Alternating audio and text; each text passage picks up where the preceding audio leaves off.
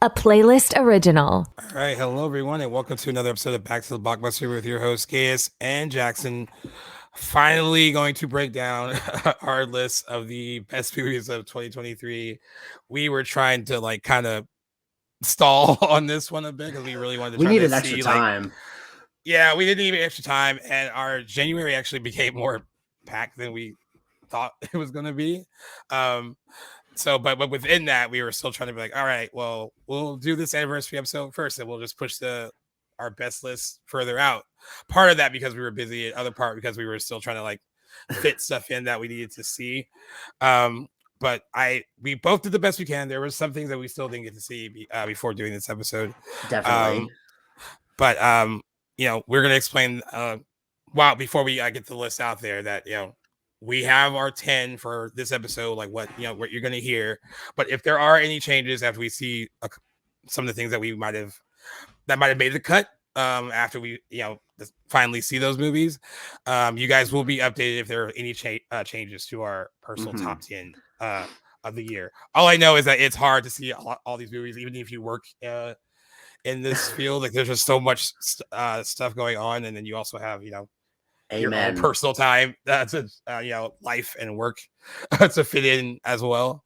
So it's definitely harder to do this sometimes, but we did the best we could. So I hope you guys enjoy what we put together. I commend the other content creators that had their lists out like first week of January, even first couple of days of the month right after 2023 wrapped, because there's and many people have seen a lot more films than either myself or even both of us. So it's quite impressive. I think I needed anyway. I can't speak for both of us, but I needed this extra time in January to get in a few watches, and a couple actually snuck into my top 10 a little bit late. So glad that we took that time to get a few more watches in. But definitely still missing a couple critical watches that I suspect may come close to cracking my top 10 or very well likely will be in there.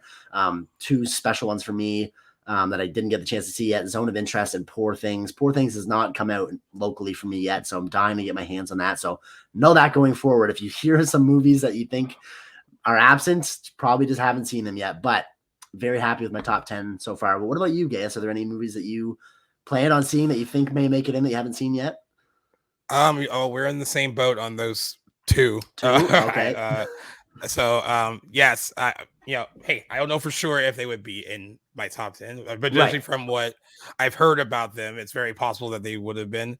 So, full disclosure, I know how some people will look at these lists and be like, well, why isn't that movie in there, or whatever. Some of that is personal taste, and then some of that is also we didn't get a chance to see it. So, full disclosure, there's certain things that we didn't get to see, but I think for the most part, between the both of us, we did a pretty good job probably putting together a top 10 list that represents the best part of what movies brought to us in 2023. And I'm sure there's going to be some stuff on yours that's on mine, and there might not be. I don't think we're going to match up completely, and there Certainly might be not. some. Yeah, there might be some that are on our list that are put in different positions. So it'll still be interesting how this all plays out, because I have not seen Jackson's list yet or heard anything about it. Okay. So, and same here. We're in the same boat. So this will all be on the spot, hearing it for the first time. So if you hear any shocked gasps, they are why. Genuine. I'm even looking at my top 10 right now, on my Letterboxd list, which I'm sure we will link to this episode if you guys want to have a look at them there, and they'll be featured on our Instagram as well. But there are so many movies. I have 25. What I've been doing is just keeping a list of my best of movies from the year, and I have 25 on there right now, and we'll be counting our top 10. But there are so many after number 10 that feel like on a different day they would be worthy of being in my top 10, and I feel almost a sense of shame not having a few of them there.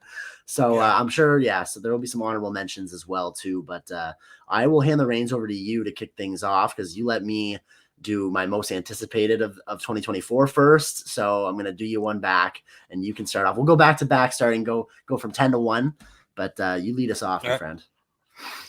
Alrighty, so I will start off with my number 10. This was hard between 10 and 9. I kept switching 9 and 10 a lot. Okay. And I think I'm happy with it. I know some people might be like, "Oh, that particular movie at number 9 is too low, but again, this is personal preference. But I told you about this movie right after I saw it, and I just thought it was like the script was really good. I thought it deserved a bit more play, even though it did well on Netflix. But I think as a Netflix original, it kind of got lost in the shuffle of other kind of award season players, and didn't get to like kind of get in that mix. But I really loved Fair Play, and I think I told you that when I saw it. Yes. I was dying. I did not know what you were gonna say. yeah. Sorry about that. No, it's all good. I was like, what a lot of build up for you, but like, what movie is it? I have not. I just really, I really love that screenplay, and I love the kind of just the relationship dynamics that were presented in it that were kind of very dark along the way. But this kind of idea of this couple who is they're about to get married, and they're working in the same field, and they don't want anyone to know that they're together because it would affect their positions at work. And then having the female part of that relationship, like he thinks he's gonna get promoted and have this bigger position at the office, and it ends up being her. And then how that kind of affects him mentally, and then it becomes this kind of like almost like War of the Roses kind of battle between him and her, kind of like this kind of one upping each other because he's so like insecure and feels a little bit slighted by her being in a position that's better than him. And like I think it says a lot about just like the kind of workplace dynamics when there's not a lot of females in a particular field and it's dominated by men. And then also how toxic masculinity is a very real thing for some people, and what that movie showcases. How I have a lot of friends who I won't say their names, but who can be like that, and it's always surprising to me. It's always surprising to me when like you kind of see it on display, where it's like, wow, man, like just because there might be a woman that is like necessarily better at your job or more qualified isn't really a slight to you. It's just right. She's also qualified too, but it exists and it's very real. And I thought that movie did a very good job of just showing that kind of dark side of it and how bad it can get, because they do some pretty awful things. It's particularly him, but by the movie's end, you're just kind of like, I don't even see how they could come out of this like right. Okay, yeah. I did see some great snippets and clips from that movie when it was being promoted and marketed, and I thought that looks right up my alley. It just, like you said, got lost in the shuffle for me. Though with your endorsement, I'm sure I'll be looking for that one here soon. You said it's a Netflix original? Yeah, it's Netflix original. It kind of wasn't it was in like a lot of like kind of critics like kind of groups awards a little bit for award season. I think that in less crowded year it probably would have gotten more attention. And it's also there's that debate for a lot of people because we have stuff like Maestro and May December that were also on Netflix that got pushed a bit more by the streamer in terms of like campaigning and all that. There's an argument to be made that sometimes with Netflix originals, even when they're really good, I don't think they sometimes have the same impact overall compared to like a theatrical release, because they're like kind of like they seem like important in the moment, like the week they come out, people watch them like they binge it or watch it really quick that weekend. But it seems like after that like opening streaming weekend, they're kind of talked about less and they don't have the same overall impact as the theatrical release. And I think that's always been like an issue with some of the streaming movies, is that sometimes you forget about them, and not necessarily in a bad way. It's just like, oh, like well, there's so much content out there. Yeah, it's definitely a downside, sort of an oversight to the streaming formula for sure. Yeah, but Chloe Dumont, who wrote and directed it, this is, I believe, her feature film debut. She's done stuff on TV and all that. Like she did, worked on Ballers and a few other stuff. But kudos to her, because the script. I think I forgot what I sent to you exactly, but that script just like moved. Like the dialogue is just really good, and I always butcher Han Solo's name. The young Han Solo. Alden Ehrenreich. Yeah, he's awesome. He had low key a really good year last year.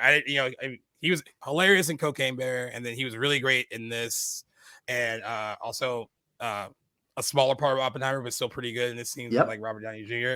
And this Fair Play is probably the best work I've seen from him as an actor. Yeah, He was like really, really his good. more of a leading role for him in that movie, right? Yeah.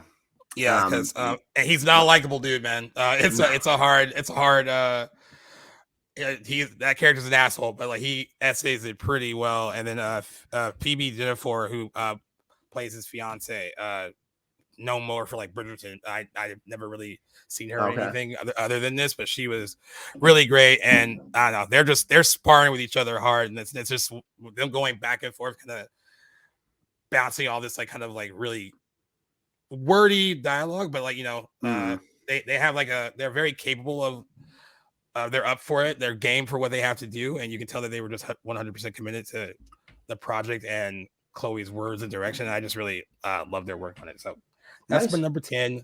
Hope you do get to see it though. I think you might really enjoy it. Yeah, I'm going to keep an eye open for that. If I can sneak it in February, I most certainly will. Now that I'm at a time where I've gotten most of my necessary watches, the ones I was really looking out for. I guess I'll have a few more to knock off my list that got some significant Oscar attention, but Fair Play will be definitely moving up top of the list. Yeah. My number 10 spot, I've got definitely a different end of the spectrum. And this is a theatrical experience I had, one of my favorites from last year, and it was The Creator. I know. Did you have the chance to see this quickly? I hadn't had a chance to see it. And I know you really loved great. it. So we're in the same boat for our 10. Yeah. Your response out of the theater was very much like when you messaged me. You were like talking about how good it was. I'm championing this movie. To watch it. And naysayers will probably say that it is like a derivative sci-fi movie, and absolutely. I'm not going to be the type to say here that it is like 100% original. It's very much like the man takes a daughter / young girl on an adventure with like, life-defying stakes sort of movie, like you see in like The Last of Us, or I'm sure there's countless other examples. And it's got a lot of homages to other sci-fi works, but I feel like it borrows enough while still making an original sci-fi story on a massive scale. I'll never get over how impressive that movie looked with the budget that it had. I think it was made for 80 million, and a big lesson, I think, out of 2023, Godzilla -1 being another one, that we do not need these massive overinflated budgets to make good epic storytelling. So when you get the chance to see The Creator, I'd be interested to see your thoughts. One of my favorites from the year. It was higher for a long time, but seen a lot of great movies since, but I'm still happy that it's in my top 10. So when you get the chance to see it, can't wait to pick your brain over it. But that's my number 10. I had a feeling that it was going to make your top 10 because I know you really, after you saw it, you were really like singing its praises, and like you were like surprised that probably like it was like how original it was, and how I feel like you were even more surprised by how much you liked it. I mean, I went and saw that by myself on a boring like Wednesday night. I had nothing to do, and I wanted to see a movie, and it had come out, and it was one of those like spur of the moment watches that I ended up coming out of it like very happy that I made the time to see it. So maybe that has something to do with it, but I can't wait to see it again. But yeah, I feel like that movie might have like cult film potential down the road from like people that like. That's a good point. I'm glad you say that. Discovering it later, because I know like the theatrical run was kind of hampered a bit by like the strikes were going on, so like they couldn't really promote it the way that's right. Good point. The way they needed to, and it just seems like that those kind of like sci-fi movies find a new audience to down the road, and it feels like that one is like prime for that. Just based and on it got some Oscar nominations, I think, I know it got two technical. I want to say visual effects. Visual effects. Yeah. So deservedly so. What do you got for number 9? All right. I know a lot of people are going to think it's probably way, way too low, and apologies in advance. But I have Killers of the Flower Moon in number 9.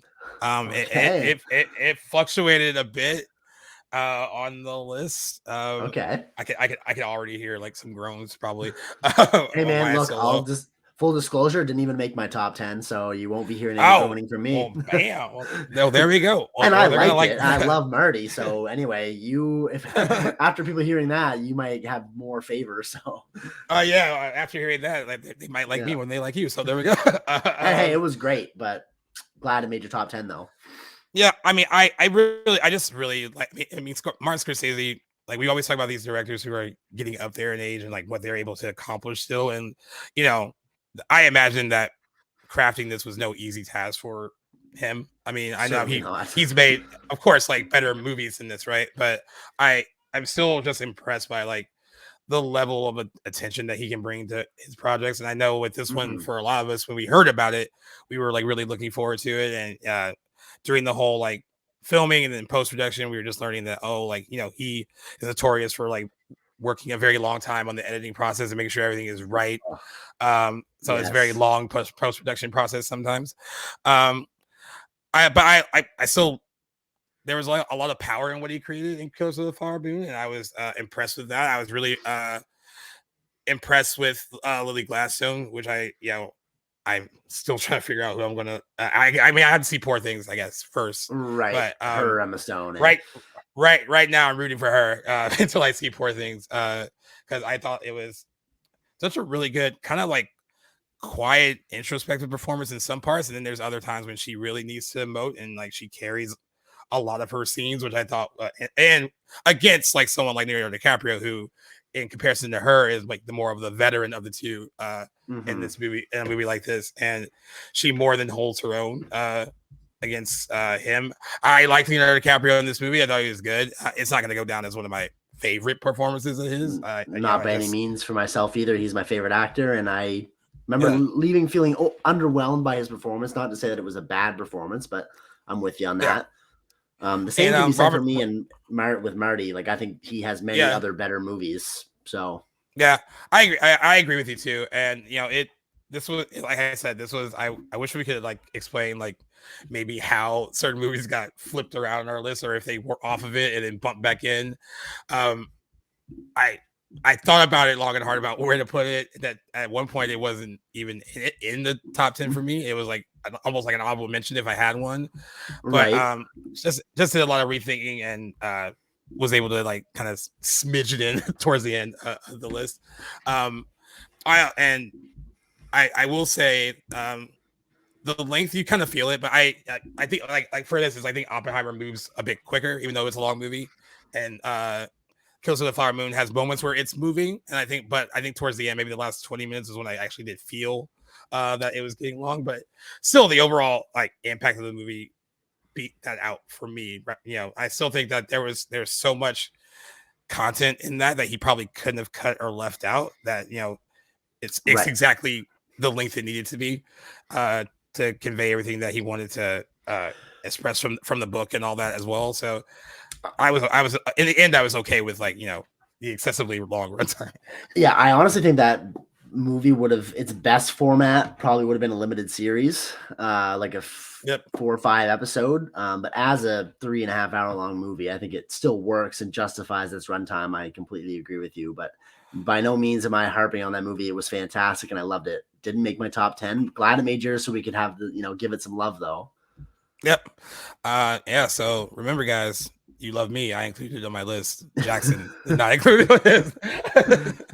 Certainly. I do have another long-term figure whose movie snuck on my top 10 that I'd be curious to see if it snuck on yours, though. We'll get to that later. My number 9 spot, though, my first of 3 January watches that made my top 10. I got Dream Scenario in, the big Nick Cage movie from last year.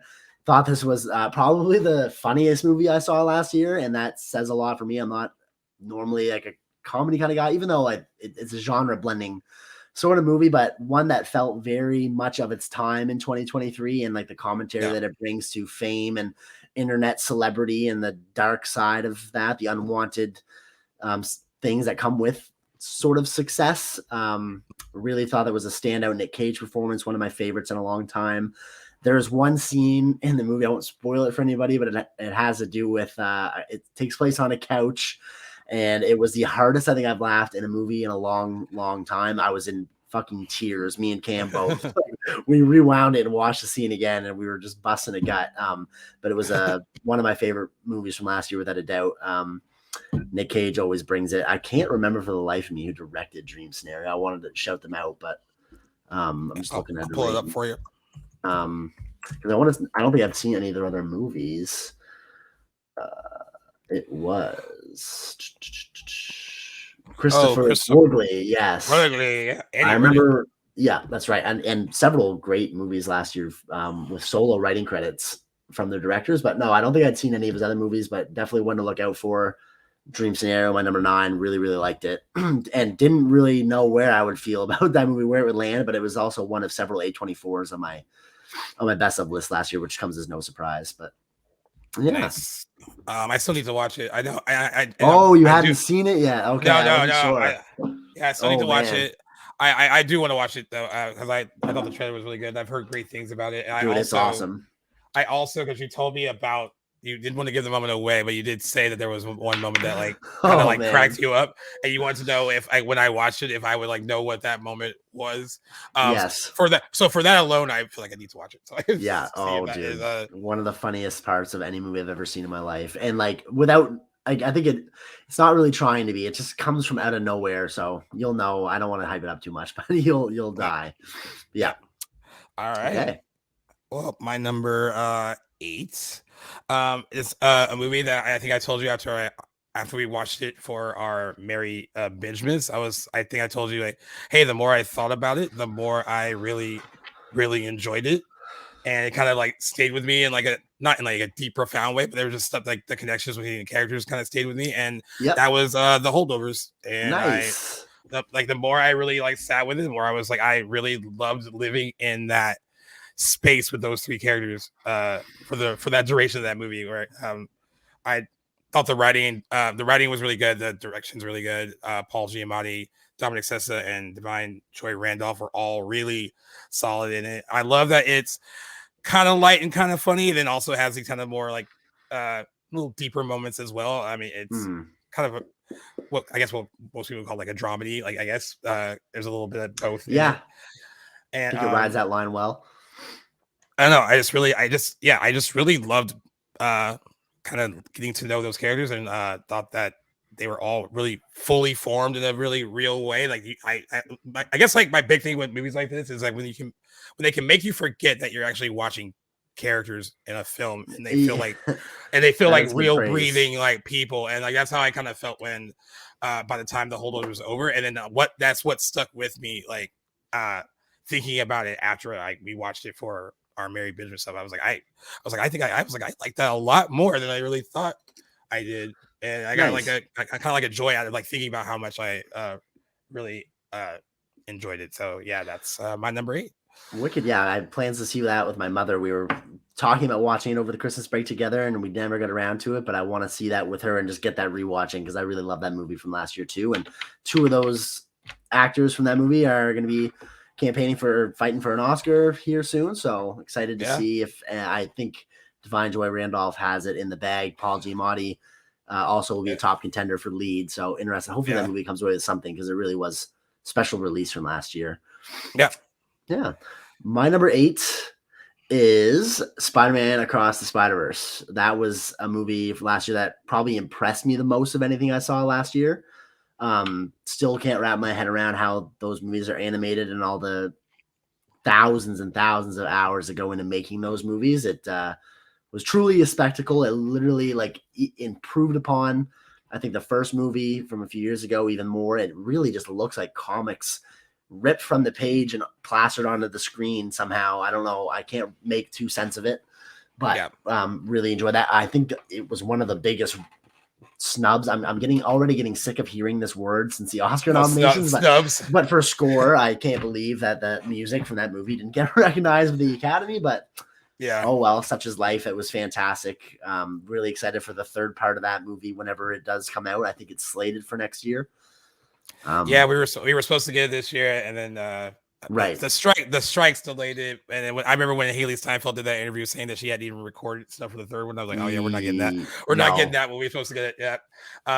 You know what's funny is this is gonna be a nice little like switcheroo. Like you didn't have Killers of the Flower Moon on your list, and I guess now I'll be like, I didn't have Across the Spider-Verse on my list. It was on there, and I knocked it out. And this is not about it not being it. I think it was one of the best movies of 2023, and it just missed the. I have plenty. I feel you, man. Like, so some people will be like, hey, like maybe that movie should be where Fair Play is instead of like that being in my top 10.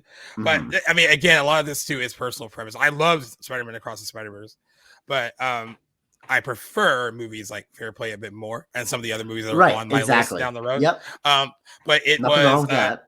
It was a big bone of conflict not putting it in the top 10. I was really bummed that I didn't, but nothing against the film at all. I actually think it's better than the first one. I feel like I could say that positively. Again, a grand technical achievement that also wasn't that much to make either. It was on the cheaper side of like what those movies usually cost. Don't know how that's the case. Also makes a lot, a great point for animation, because a lot of people still say, even though you have films like this or The Boy and the Heron and like these big examples of how great animated films can be, they believe that the industry still doesn't view animation as like a viable form of cinematic achievement, and that's no, definitely not the case. Something like Across the Spider-Verse kind of shows it's visually a technical achievement. You have voice actors who are making these characters feel like they're more like alive than like animated characters on the screen. So that's another compliment to give that movie. I think it transcends in that area as well. Again, it was a hard one not to include on mine. I'm glad you represented it though. I've got plenty of movies that I wish were on my list that just aren't, but not for lack of love, but just personal preference. But yeah, that one I couldn't. When I was shuffling around my list, I was like, I remember leaving the theater seeing that. It's got to be on there somewhere. On another day, it might be lower or higher, but right now it's my number 8. All right, cool. All right, my number 7 is Anatomy of a Fall. Another one I wish I had. I'm glad you do. I fucking love that movie. First of all, sometimes like these kind of court kind of procedural movies cannot be that good because that's sometimes hard to make something really interesting, right? It almost feels like you're watching like an episode of like Law and Order or something. And it's like, Case of the Week kind of procedural like CBS NBC show or something. But I think that the script and direction make Anatomy of a Fall much better than that, and I love the kind of ambiguity of what that what you like, hey, is this what happened, or or did something else happen, and like really trying to figure out within the writing and within these like within the performances, like what is the truth basically. And I don't want to give it away for people who haven't seen it. That's why I'm like kind of talking vaguely about it, but you've seen it, and I think you kind of get what I'm saying, where I do, and I want to expand on that a little bit too. But I'm gonna carefully tread and not ruin anything, but just to the point of the ambiguity, the sense that we only really get one full side of the main event that happens in that movie that the court section is based around, and the fact that we don't objectively see necessarily one way or the other, and that's projected to us as being the truth, was one of the parts of that screenplay that made this movie work so much for me, and why it's one of my favorite screenplays from last year, that movie. And I'm glad it got nominated as such, because Anatomy of a Fall was, by all accounts, by every metric, a wonderful movie from last year. It makes sense. I remember being surprised when you said that when it wasn't recognized as France's nomination for representation. Of like and it makes sense when you told me why it wasn't submitted by them. That kind of took the blow away from me. I was like, okay, at least it wasn't like overlooked, because that movie, and it's being represented in a lot of great categories by the Academy. So glad you have it on there. I love that movie too. Yeah, and Sandra Hüller is amazing in it. Really good work. Also, the young kid that plays the son is also very good in the movie too. I kind of think in a less crowded supporting actor field that he would maybe sneak in a little bit, because he is really good. I mean, there's certain kids in movies like this where you're like, oh, it's a kid acting, and then with this, I was like, I felt every bit of like what he was trying to convey as well. So I thought he was amazing. Agreed. And just as a funny point of reference, kudos to the Steel Band cover for having the 50 Cent, the PAMP. Which kind of just completely threw me off. I was like watching it, I was like, wait, am I hearing that right? Which I thought was also just a nice little funny added thing. And I was cracking a smile at the beginning when that song is playing too. I was like, oh no way, this is the song they're featuring. It was awesome though. Yeah, I was like that was a choice. but yeah, definitely one of the, if you guys haven't seen it, like, again, we were talking kind of like vaguely around it because not to give anything away, but the screenplay is just really, really good. I'm glad that the screenplay actually got acknowledgement from the Academy too, because probably one of the better screenplays that I saw of 2023. So definitely, no, I completely agree.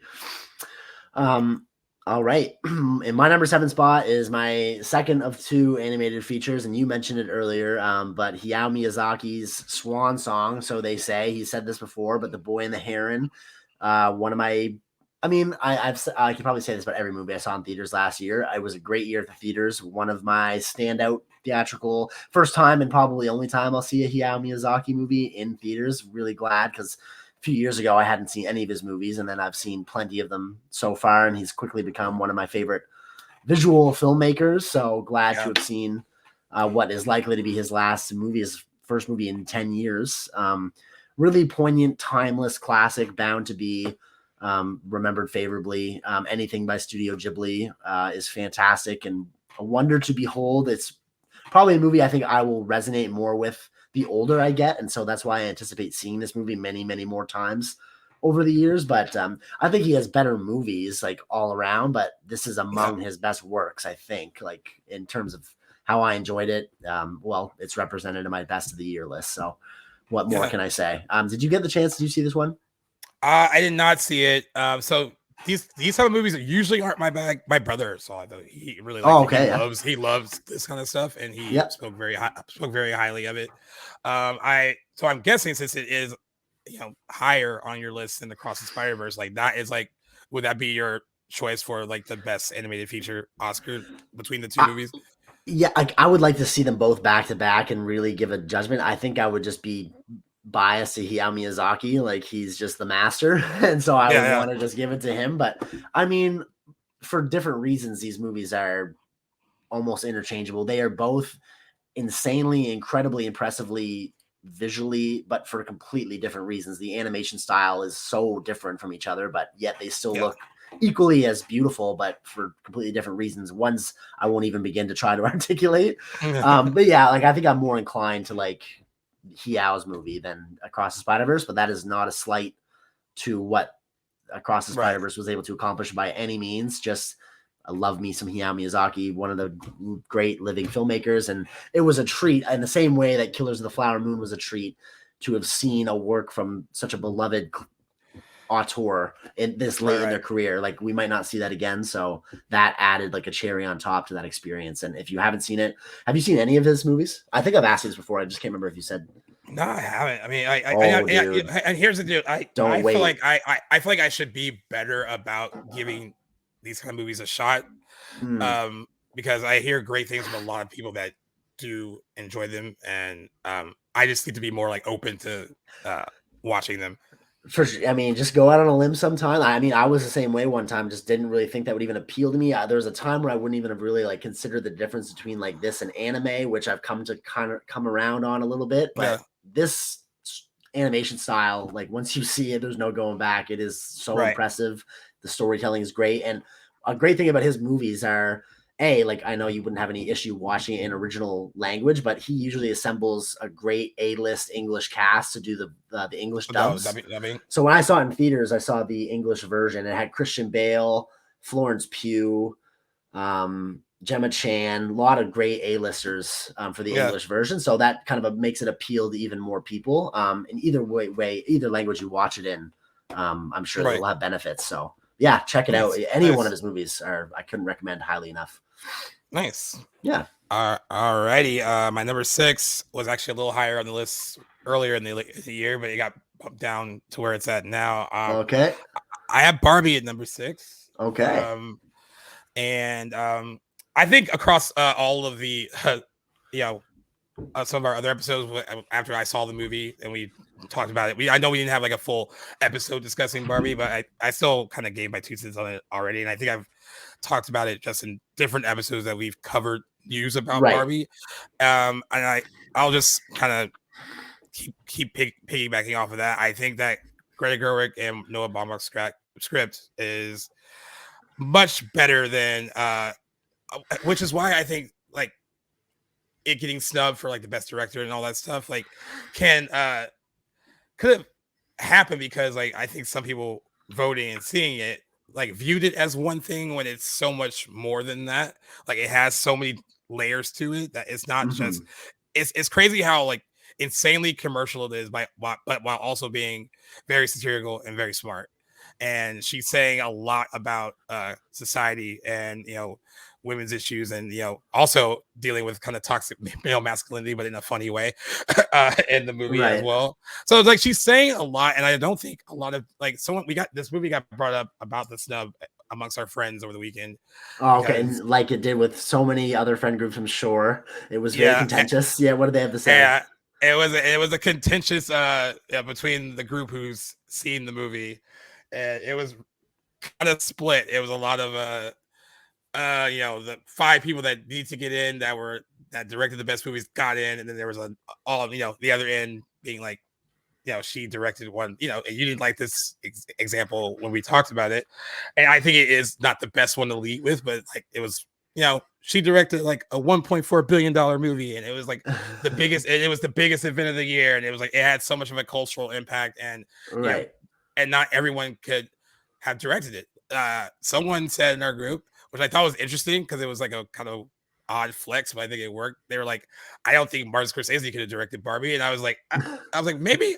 Yo, you might be right. I mean, like his sensibilities wouldn't have worked for that, right? So there's something that Greta Gerwig brought to that a lot of directors couldn't and wouldn't be able to make that work, and she did. So I think that is a testament of like her talent that on paper I don't think this idea which should work at all, and it did. And it's so funny that we also joked about like I'm so glad that we got Greta Gerwig, Margot Robbie's Barbie instead of Amy Schumer's. So that was like one of the God, yes, I can agree with that.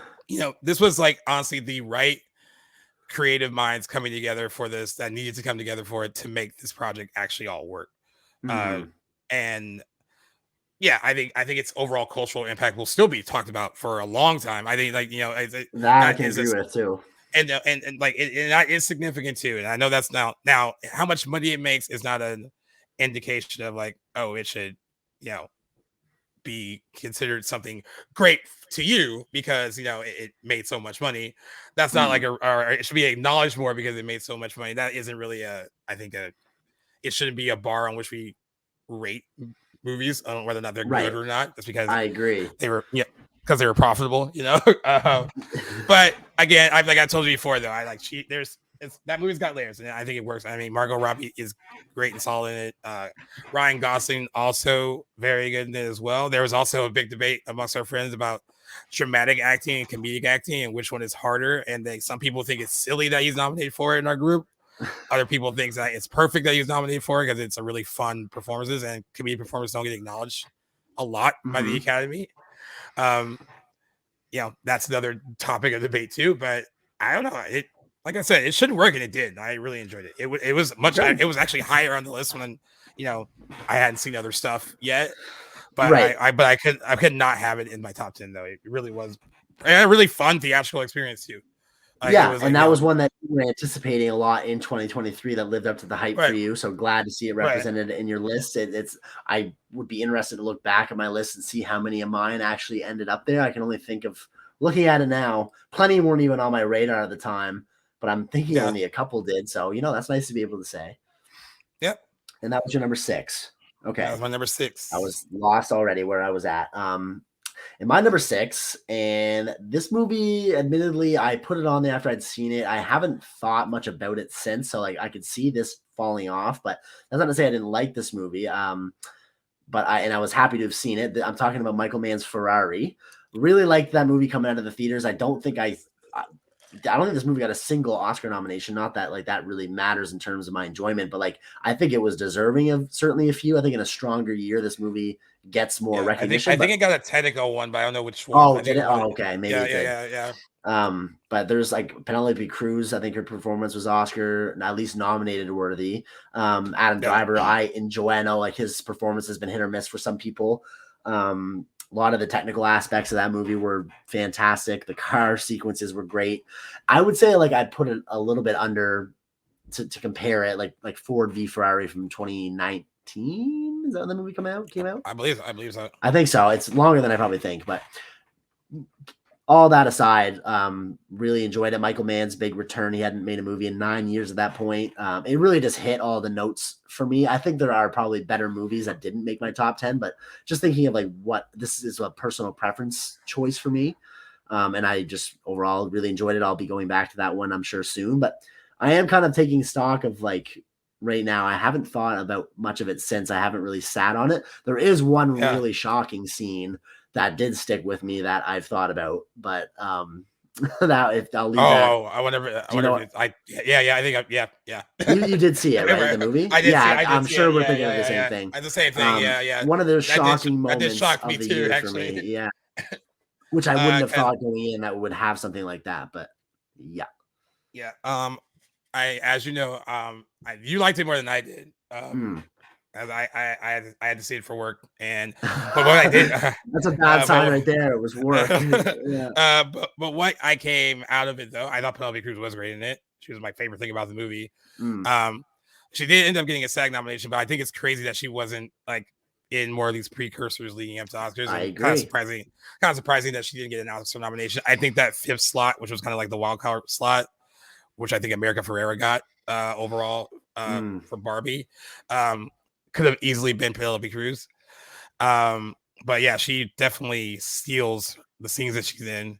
And it's a very like strong, powerful, very, she scenery chewing, but not in a bad way. Like she understood the assignment of what she was doing. Oh, without a doubt. Yeah. I love a good period piece too. And this movie is very much that. And so I feel like that gets some love for me. Just part of my nerdier side. I love a good period piece.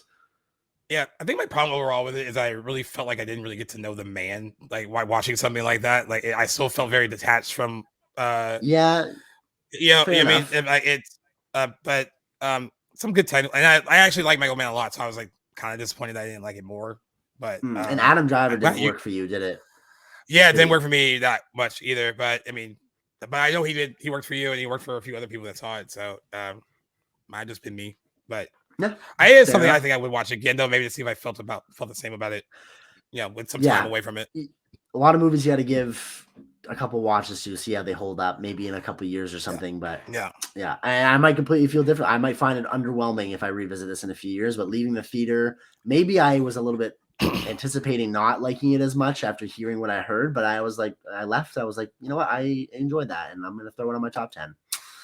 But this is where we're getting to the nitty gritty, entering the top 5. I can't wait to see what's. I honestly, I would have anticipated Barbie being in yours, so that kind of opens something up. I don't know what I'm going to get now, so I can't wait to hear what they are. But there's a couple that have not been mentioned yet.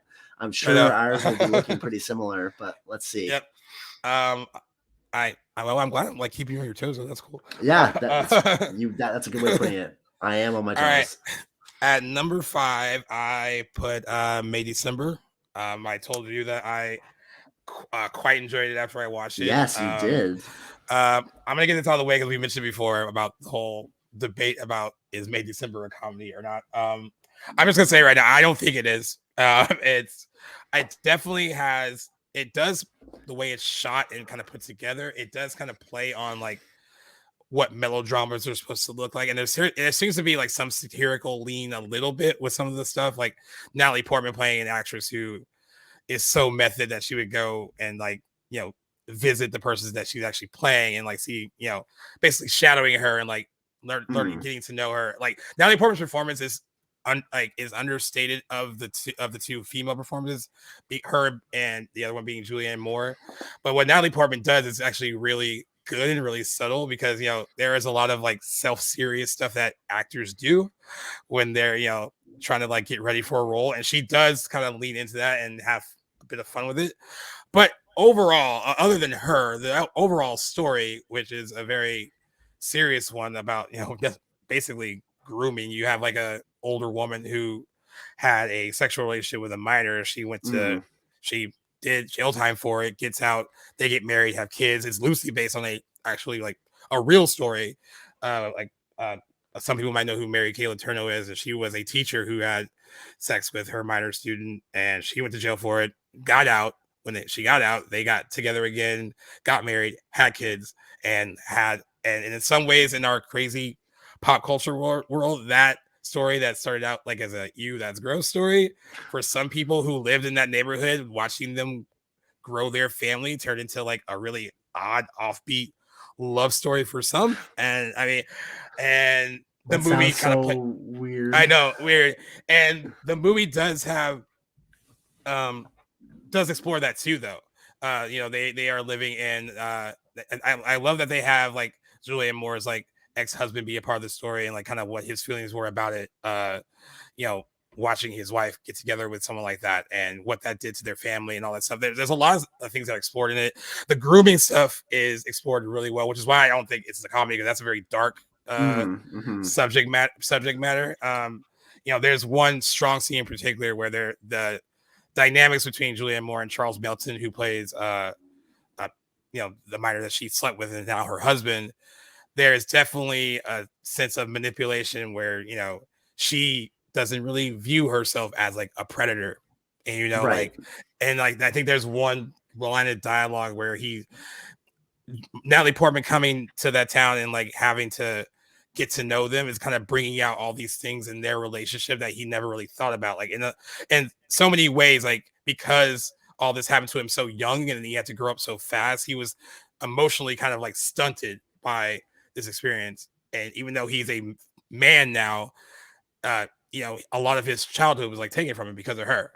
And there is like one bit of dialogue where he is kind of talking to her about that and like being like, you are the adult. And then she's basically like, no, you seduced me. So her train of thought in that whole scenario is just so messed up. But I think that, a lot of people said that this movie, it did get nominated for a screenplay, which is, I'm glad it got represented in some way. Right. That was its only one, right? Yeah. Some people thought that this story for one, because Natalie Portman does play an actress who is a bit self-serious. Some people thought that Academy voters didn't like that part of the story, like they were like almost a little insulted by it. And then a story like this is pretty dark, and it is kind of I think hard for some of them to take in a little bit. And this could have been why this was more of like a critically loved movie. Critics really loved it, and then maybe why Oscar voters didn't really get behind it as much as they should have. And I also think that Netflix put most of their, even though I think they did a good job of campaigning for this one, because they didn't like just throw it out there, but I think they put most of their weight behind Maestro instead of May December in terms of campaigning. But I loved it. This is the second on your list that I have not seen, and I just to touch on like how it's being promoted or marketed, what have you, I don't get any sense that this is in any way a comedy. That's so weird to me that that's how it is being perceived as by some folks, but really excited to see it. I know you've shared it with me. I'm just waiting for the chance to sit down and see it. But now with the crack in your top 5, I'd say that's a pretty good endorsement. I will make an effort to get that in soon. Yeah, but very much looking forward to that. Yeah, and all the acting is great, but Charles Melton, who most would know from like Riverdale, I talked about him before on past episodes when I talked about the movie. I wish he could have stuck in the supporting. I know it was a crowded, competitive year, but he is really good in it. And like we said, a similar case for like Zac Efron and like the Iron Claw. I think like the critical response that he's gotten for this is just like a good indication of where his career could be going. It's like, okay, now we know that right. This is not just a guy from like the CW show anymore. He has the chops to do some other stuff. So kudos to him for that as well. Okay.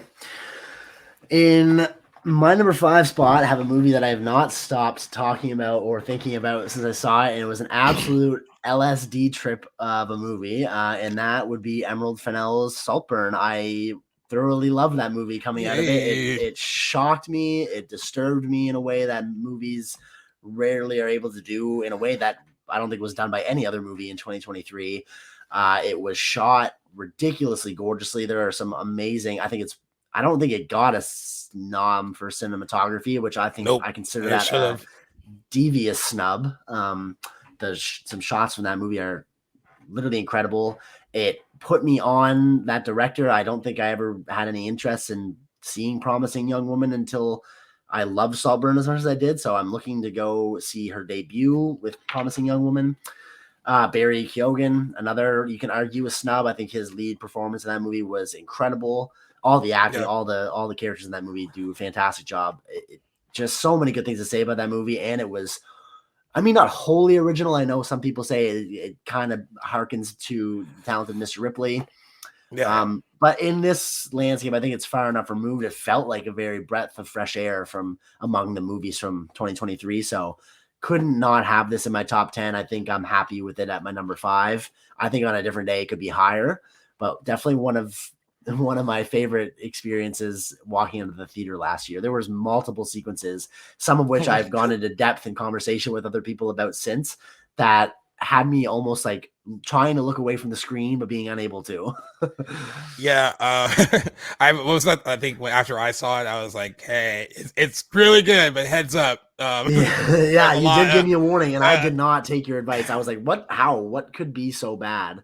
And I wish I don't know, not that it would have changed anything, but I didn't heed your advice as seriously as I should have. It was definitely disturbing. Yeah. I'm glad you're on your list. It's on mine, but great. Awesome. We'll see where it lands in. Yeah. All right. What do you got at number 4? At number 4, I have the Iron Claw. Nice. I thoroughly enjoyed it. I still like, because I love A24 as a studio. Like, of course, they put their weight behind a lot of movies that other studios wouldn't put their weight behind. But I will never, ever, I guess, like, one of the greatest mysteries of this award season is why they did like campaign for that movie harder, or release it at a better time where it could be acknowledged a bit more. Because I think if it had been, it would have been in the conversation, I think, for Best Picture. Maybe something for his screenplay as well. And I think Zac Efron would be getting more attention for his performance in it. You said after you saw it, it was, again, more of like an indication of like what he is capable of now as an actor and what he can do now. Right. I thought his performance was strong enough that he could have easily been in that top 5 for Best Actor. I thought he was really solid in it, and the best work he's done as an actor, for sure. Without a doubt, I agree. I think my takeaway was I didn't think that like the Academy is ready to have Zac Efron be an Oscar nominee at this point, but now they will be able to look back at this performance and be like, whatever he does next that is Oscar nomination worthy, they will be like, he has proved himself before. And I think that's what I took away from this movie. I thought his performance certainly was worthy. He was fantastic. Can't take it away. But I think it was more, instead of taking away from it with me saying that I didn't think he would get nominated, it was more of like me being practical, I guess, for lack of a better word. It's a prediction, but he was great. Iron Claw, I also thoroughly loved. And what I will say too, because I'm not a wrestling fan by any means, so I had to like look up a lot of like the real people, like the real story behind this. And honestly, guys, it's one of those stories that feels like it's if you didn't know it was based on a true story, you'd be like, they made this up. How does so much tragedy happen to one family? And it definitely did. And it's a painful watch in a lot of ways. I came out of it very like, I guess depressed might be the right word. I didn't feel good after it was over. It's a gut punch movie. after it's over, because it's like, wow, how does the universe deal? A family is such a raw hand, like over and over again like that. And painful, but at least honest in its depiction of all of that. And I was surprised by how moved I was by it, because like I said, I didn't know anything about that real story prior to seeing the movie. Nor did I. And it was a cool like education after like kind of reading up on it and kind of seeing what the movie got right, and they did a lot right. So that was cool to learn that a lot of attention to detail went into making it as accurate as it could be, and not really shying away from how tragic a lot of it was. It definitely isn't. You have to prepare yourself when you watch it, but I thought it was powerful and really well done. Couldn't agree more. It snuck in at my number 11. Could have been up there. Just outside the 10. If I reshuffled it, maybe it would be in there. I'm not sure, but I really liked it too. But maybe it's just too depressing for me.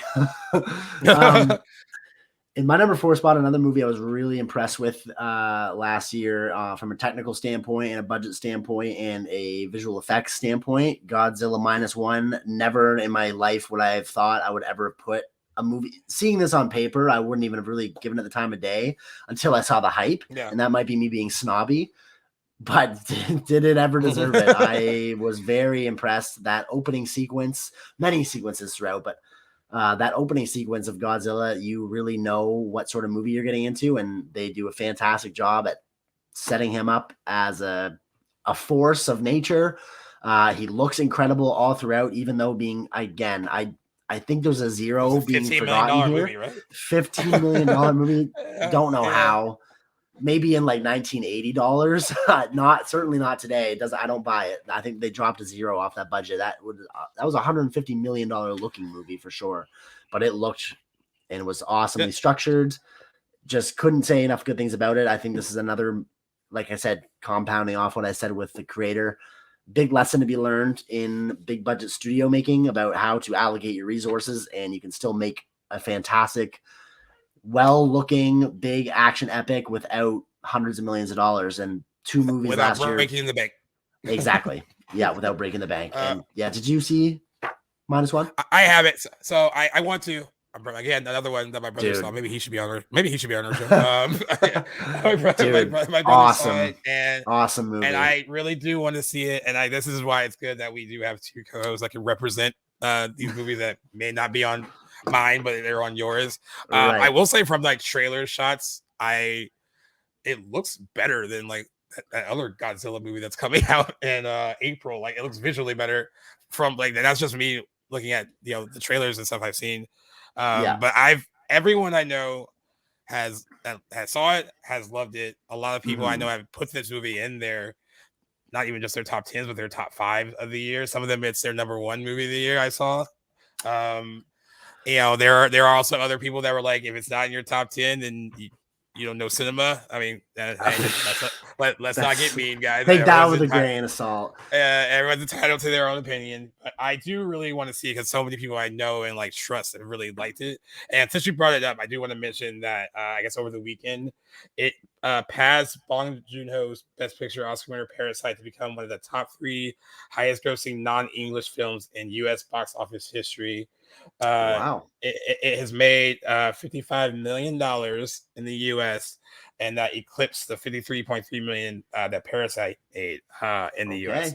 So, and this was a movie that was supposed to only play limited, like it was supposed to be a limited run, and they extended it because like people were loving it. We're loving it. So kudos to them. And like again, I love people that have put their weight behind it and loved it. I mean, it does make me want to see it more. I just have to make the time. I'm not against it. It is fantastic. I think really what just this movie did completely right is it didn't go for the type of, it's not the type of Godzilla movie you would see out of America, this big action special effects spectacle. Yeah.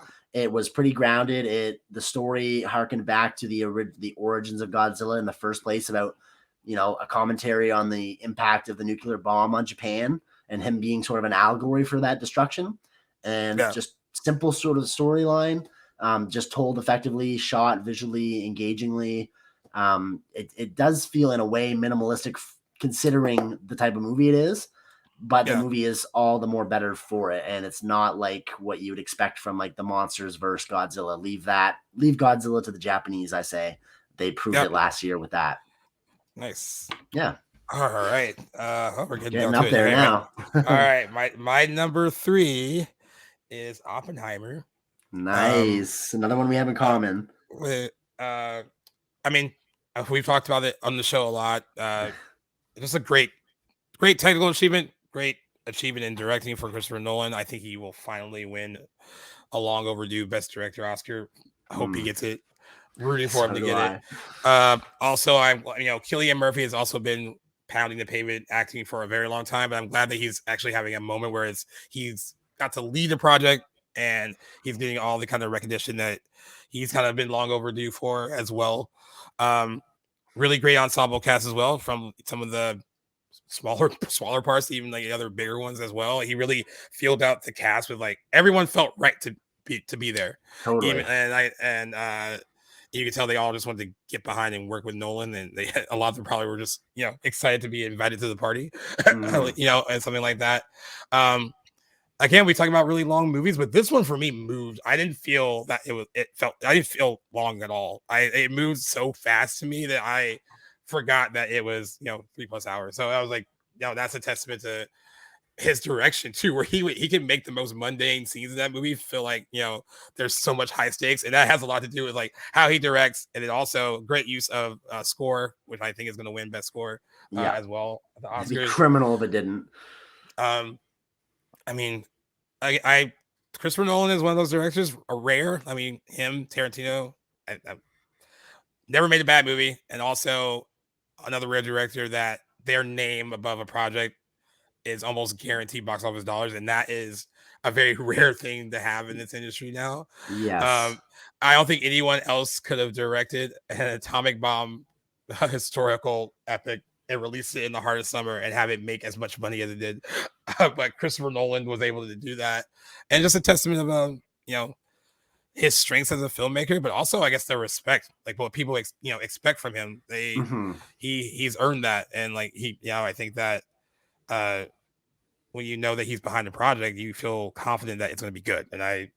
And this one was another win for him in my honest opinion. I know it's going to be somewhere on your list coming up. So yeah, you also loved it. You talked. This was like, when you first got on this show, like you were campaigning hard for this movie, like even early in the year. Yeah, exactly. Yeah. And it lived up to that hype for me, certainly too. I'm glad to see it represented on your list as well. Fantastic. I mean, I won't be able to say much about it by the time I get there. Nothing new to be said. Fantastic. I agree. Just excited to see it scoop up a bunch of Oscars on March 10th. Yeah. Definitely. In my number 3 spot, cracking the top 3, a movie I've seen very little love and appreciation for since it came out. I think it was the top movie on Netflix like the week or two after it came out. But David Fincher's The Killer, a movie I was looking forward to all year, didn't disappoint in any metric. I always love his films.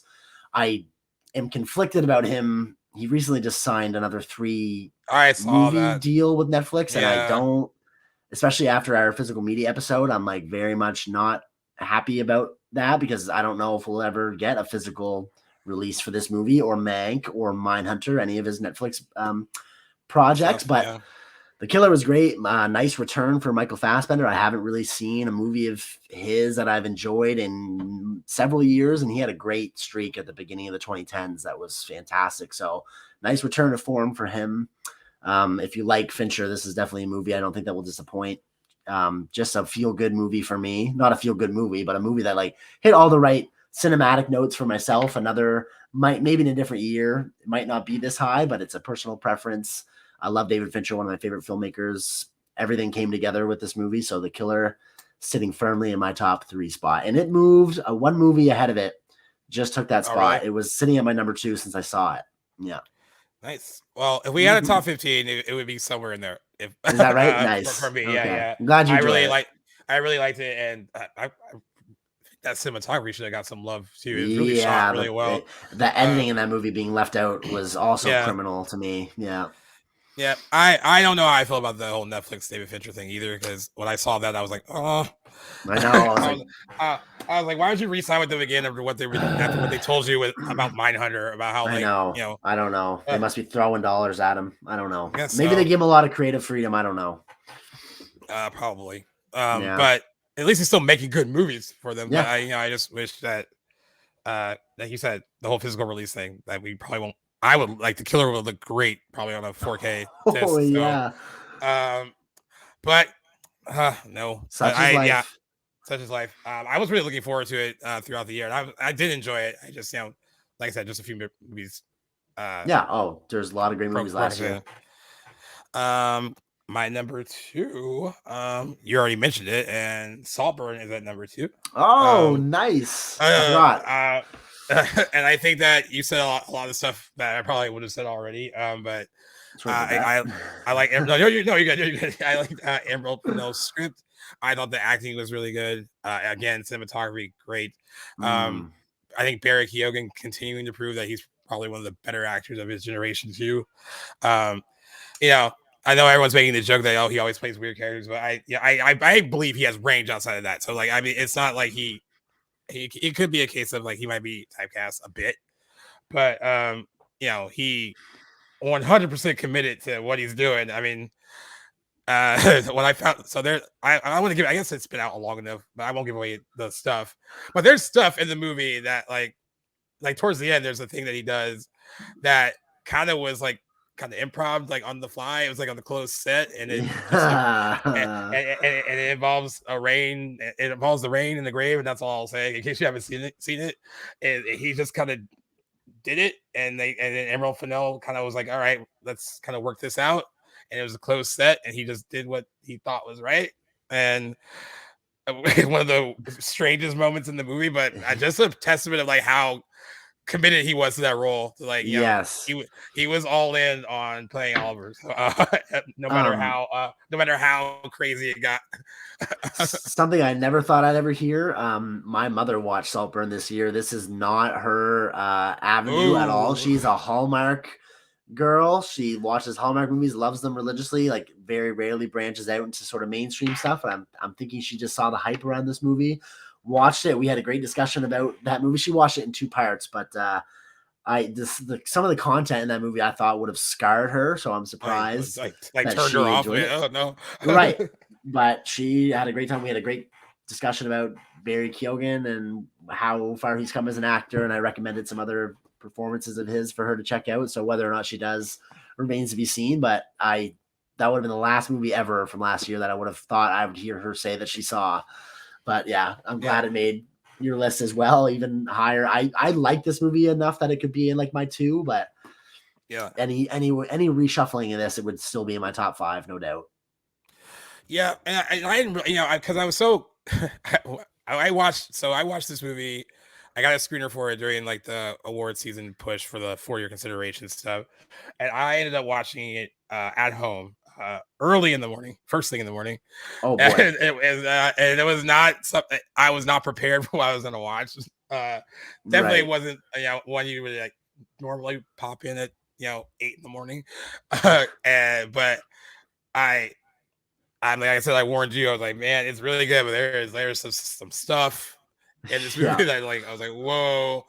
But kudos for them going there and not shying away from it, because it was, I think, everything that people are like highlighting, some of the like, oh, that part was crazy or that part was disturbing. I think all of it was necessary. I mean, like for what they were trying to sell, what the story they were trying to tell, how they were trying to convey who that character was. I think every single thing, no matter how like it was very necessary to the plot and not just done for shock value. I mean, like I that's not how I viewed it. Oddly enough, Fair Play and Saltburn, because I watched those pretty close together. 2 movies that have scenes involving period. I never. Yeah, I was like, okay. I was like, wow, is this a thing? And then like, I watched those within days of each other, and I was like, wow, whoa. I was like, Jesus. Interesting. I wouldn't have. I'm interested now in what Fair Play has to offer in that, because I don't imagine how you could top Saltburn's scene involving that. Whew, that was heavy. And also, thank you, movie, for putting me on "Murder on the Dance Floor," which I'd never heard that song before. It's the song that plays at the end of the movie. Another like kind of like, oh well, this is happening now. Okay. Yeah. But a banger, an absolute banger. They're really, really good. And that song has gained like a whole new life, I guess, since being in the movie. It has done really well on Spotify since. So yeah, another fun little added thing. It was a really good movie. I mean, I know it turned off some people. I don't agree with like people's disapproval of it for the reasons they're disapproving of it, but everyone's entitled to their own opinion. I saw what I saw, and it was much different than what other people took from it.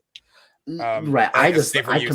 Yeah, agreed. I commend Emerald Fennell on making a really ambitious movie last year, and it worked for me. I can see why it wouldn't be up everyone's alley, but regardless, fantastic movie. No matter way you spin it, I think that's going to be a movie that really puts her on the map going forward. I know her debut was quite strong from what I hear, but really good movie, man. I think you would really like Promising Young Woman. Mm-hmm. I'll be checking it out when I get the opportunity. Yeah, glad to see the love for Saltburn. In my 2 spot, one of my most recent watch on this list, it jumped up there.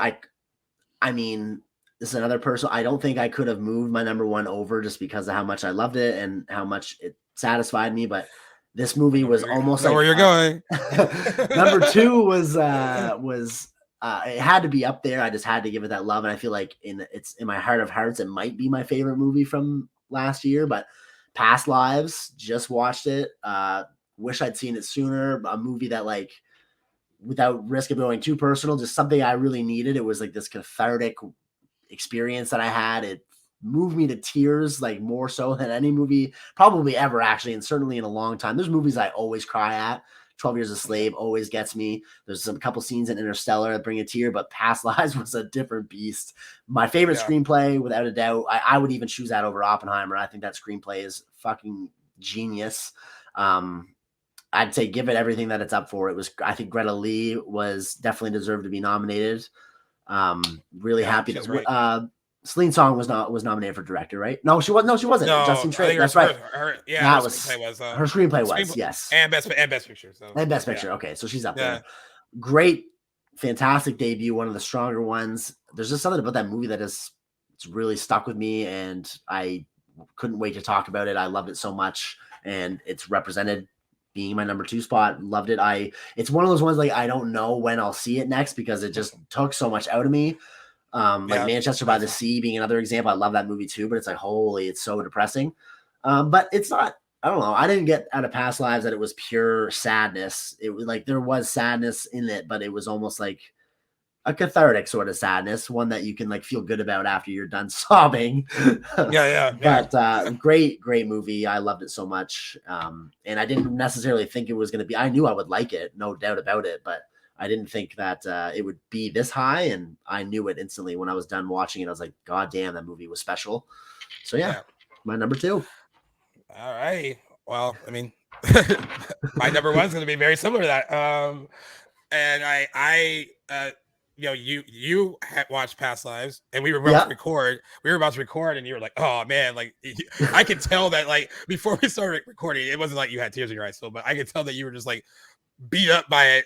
You're like, "Oh, I just watched it," and like, I was like, I was like, maybe I'll watch it tonight, but I ended up. I was pretty somber after watching it. I watched it the next morning, and I guess what I learned after I watched it. As I don't know, you and I might just be very similar people, because I think I had the same response to watching it. If you've gone through it or something similar, it hits a lot differently, I think. And so I felt very much like, been there. Oh, I know how that feels. Didn't know I needed that, right? Yeah. And I didn't know what to expect. I mean, I heard so many great things about it. Right now, I have some people on that follow G-Reels, and I have seen this on X. Some people would think it's overrated. Again, personal preference, I guess. Like, can't imagine what they think would be overrated about it. But beats me. But I was kind of just broken by the end of it. And that sounds like this. I don't know if that sounds like a winning endorsement. Like, please watch this movie. It'll destroy you. But I was kind of like a wreck at the end of it. Like, it was just like a build up to, like, how that it was going to end, and then just, like, knowing what those kind of moments at the end meant for those two people. And it was just a lot. It really was a lot. But, like, but on top of, like, the screenplay being so good, it's also, like, this is not like an expensive movie, but it's just shot really well. Like, Seoul and New York feel so alive in the movie. And I mean, I guess, like, when movies that are shot in New York, it always kind of feels that way, because that New York always feels alive in film. But, like, it even felt like another character in of itself, along with them. I still thought Greta Lee was amazing in it as well. Both of them were actually really good in the movie. Yes. And I actually thought, I haven't seen a lot of, like, praise for the guy who plays her husband, but I actually loved how that role was written, because, like, in any other movie, that character would have been, like, a villain of some kind, demonized, like, right? Yeah, like, definitely kind of demonized, and kind of would have been like, because you're keep these two people apart. I think that's how, in lesser hands, that's how that would have been written. And I'm glad that they wrote that in a way where he was, like, also conveying his insecurities about what that meant for him having her see someone that, you know, was so important to her at one point. And then also feeling like, because he's American and she's Korean, that there's a part of her that he'll never really understand fully because of that. And so I love that that was put in there, and it wasn't just like, that could have easily been like a throwaway part. And I haven't really heard a lot of people talking about him, but I thought that was like another aspect of the movie that made me like it so much more than most movies that would have tackled similar subject matter. I think that everyone in there in that movie, like, you understood them.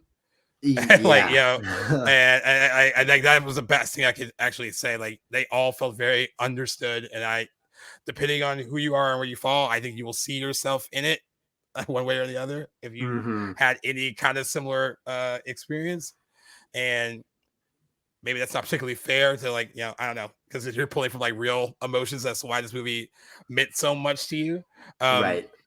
And I saw it late in the game. So many people I know had seen it already and loved it, and I don't know why I waited so long to watch it. I almost feel bad that I waited so long to watch it. I know. I felt the same way. I was like, why did I not go out of my way to see this earlier? But I mean, there's a lot of stuff we see. You can't get it all in when it's hot, but glad that we both saw it when we did, at least in time for this list, because I would have instantly been like, yeah, making an amendment to my list, throw Past Lives on there if I hadn't seen it before this.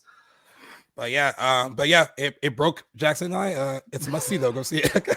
Absolutely. I'm gonna be picking that physical up as soon as I see it. I don't even know if it has it yet. If it's, because I don't know. This came out fairly early in the year, first half of the year. Did it? It came out fairly early, and I think you know, we mentioned the whole A24 Iron Claw thing. I think they put a lot of their weight behind this one. Of course. And then Oscar campaigning, it costs money. It's part of like the marketing push. So I guess they kind of put their weight behind that one. And knowing what I know now, I guess I understand it. And I'm glad that they did try to get it in front of as many people as they could. Because it is a smaller movie. I think it's only made like $8.4 million. It's a small movie. Wow. But really great. And much like you, I don't know when I'll watch it again. Because it's one of those movies I want to show to a friend though. If I was like, hey, like, I really think you would like it, right? But it's also actually, like emotional abuse, putting yourself through that. Yeah, and also I don't know if I could watch it with someone else, because I was like, would I have the same reaction to that again, like the second time? And, right. But in front of someone, like, why are you crying? Right. Like, I don't know. Too vulnerable, I think, to share. Maybe, like, for me anyway. I'm like, I don't know. Maybe my mom. You come out of that being like, I just learned something about myself, so I'm gonna go to the bathroom and cry now. Yeah. But no, really strong movie, and like really, I mean, a debut from Sling Song too. I mean, I can't believe it's her first film. Cannot wait to see what she does next and what she writes next, because she can write a movie. I guess it's actually very much inspired by a situation she was in her real life. Yeah. I mean, you write what you know, they say. So. Yep, exactly. So yeah, that's my number one. Yeah. I didn't think we really had any other movies that were that close to each other. So nice that those are just one apart. That's pretty cool. I think we only had like three, I think, when it's all said and done, and they were all in the top 5, but I'll keep it short and sweet. I don't want to drown people out. I'm sure people are sick of hearing about praise for Oppenheimer, but that was my number one, and it's been that way since I saw it in July. The only movie on my list that I saw multiple times, and the only movie I saw multiple times in theaters last year. So I think that says something, and I want it to win everything that it can possibly win. I love that movie, and I got it on 4K, treated myself to the 4K on Boxing Day, ordered it on Amazon, and it's still in the wrapping paper. I'm just waiting for my chance to see it again. I might see it maybe if it wins Best Picture or something, or if it wins a important Oscar, I might treat myself to a rewatch, but So you're in a different position I am, because you saw it multiple times in theaters. I haven't watched it again since it came out. I've only saw it once. I have a 4K at home, and I'm trying to figure out if I want to watch it before the Oscars, or if I want to watch it after. But yeah, mine was sent to me by Universal during the whole like award season thing, and it's still in this packaging too. I haven't opened it yet. Nice. But yeah, trying to figure out when I want to rewatch it again. But I mean, I loved it. I know you loved it. You said everything that you can't say about it. Exactly. This is why I'm not wasting any more time talking about it. Other than give it all the Oscars, that's what Jackson wants for Oppenheimer. Definitely. But yeah. Dude, I think we did pretty good, even though there was some stuff that we didn't get to see. Like between the two of us, the list was really good. A lot of diverse. We had 3 in common, I believe, with Saltburn, Oppenheimer, and Past Lives. The others were all. I mean, there were several I think that you mentioned that were on my best of the year, just not necessarily in the top 10. Top 10. And I'm sure the same can be said about some of my picks there too. But I honestly didn't think it was going to be as diverse as it was. So that was an experience. I'm glad that I'm glad there was different movies represented across the two of our lists. That was great. And between the two of us, I think we represented some great films across the board.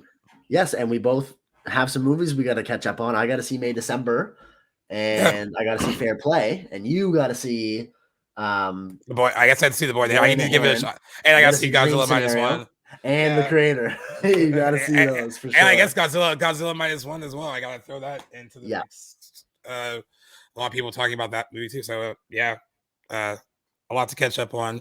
This will be interesting to kind of see. Like 2023, I think was a solid year for film, and now we have to look forward to. We've talked about what our anticipated movies in 2024 are.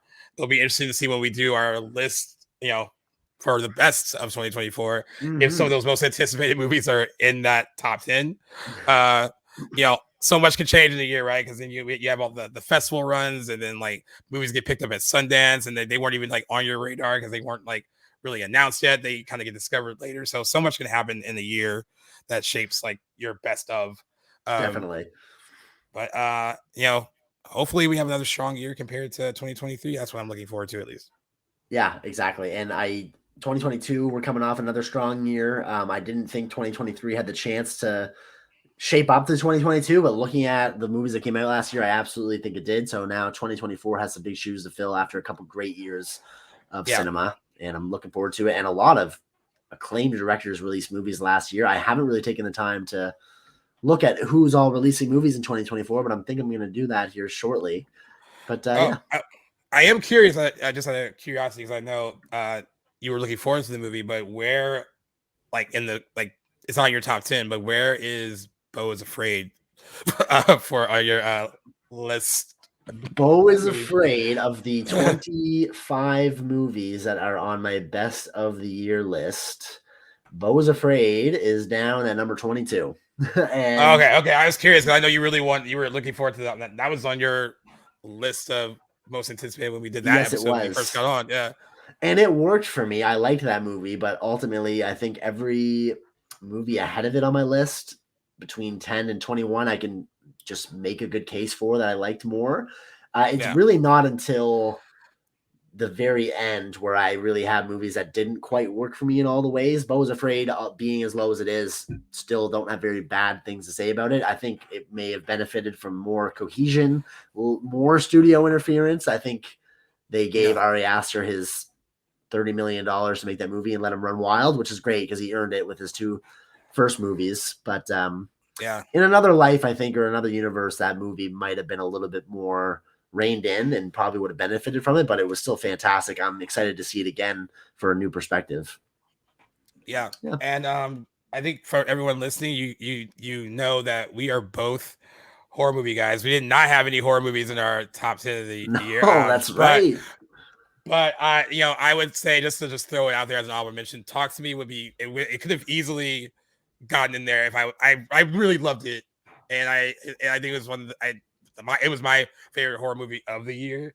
That was another major bone of confliction for me, because I was like, I love horror movies. I was like, can I represent horror in some way? And I couldn't quite top 10 it, but I just wanted to acknowledge that one in particular because it was a really solid. And I really love that movie from last year too. Just to piggyback on that, I may as well throw and this is another one I know that you hadn't seen yet. And my favorite horror movie from last year was Talk to Me, and I think it has been surpassed. Actually, so Talk to Me I did see twice last year, but When Evil Lurks took that. Oh yeah, you keep talking about that. Yeah, man, watch that movie when you get a chance. If you're in for a scare, pretty original possession movie. Really, really great. Very disturbing. Very gory, and I can't wait for you to see it. But loved it. All right.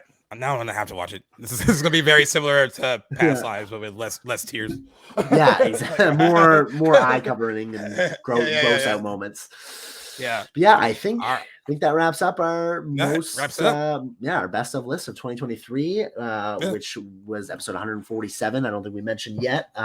Thank you guys for listening to us talk about our favorite movies from 2023. And if you hadn't checked out our episode for our most anticipated of 2024, be sure to go check that somewhere in our history there on the channel. It is I can't remember what episode it was. Not too far back though. This has been a blast. It was great seeing your favorite movies represented and a lot of similar picks for me as well. Can't wait to see what 2024 has in store. It was a great year at the theaters last year and on streaming too. Looking forward to doing this again in about a year's time, and definitely got to still see some more that will probably may sneak up on our top 10 list. And if we do have any changes to our list, which we will be sharing on our socials, our letterbox top 10, we will let you guys know. And I'm sure there will be a couple updates coming to you guys as well. And we are about to go film episode 148. We got some news from the last week to give you guys. So make sure you guys check that out too. Anywhere you guys get your podcast, particularly guys, go give us some love on the Playlist app. No matter what device you guys got, you can check us out there. Give us some love. They are our platform and we love them. And let you guys know too. We got some other content coming for you for the month of February that we're looking forward to. Lots of anniversary episodes that we're planning on tackling. So stay tuned to the socials for some updates about what is to come next month. Thanks for joining us in the first month of 2024 and for listening to us talk about our favorite movies from last year, guys. And until next week, we will see you then. Take care. Peace.